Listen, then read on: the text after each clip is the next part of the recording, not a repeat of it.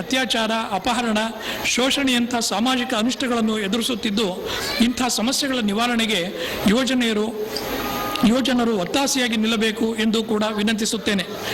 ಭಾರತ ಇಂದು ಜಗತ್ತಿನಲ್ಲಿ ಪ್ರಬುದ್ಧ ಪ್ರಜಾಸತ್ತೆಯಾಗಿ ಹೊರಹೊಮ್ಮಿದ್ದು ಮತದಾನದ ಹಕ್ಕು ಪಡೆದ ಯುವಜನರು ದೇಶದ ಅಭಿವೃದ್ಧಿಯಲ್ಲಿ ಸಕ್ರಿಯವಾಗಿ ಪಾಲ್ಗೊಂಡು ದೇಶದ ಮುನ್ನಡೆಗೆ ನೆರವಾಗಬೇಕು ಎಂದು ಕೇಳಿಕೊಳ್ಳುತ್ತೇನೆ.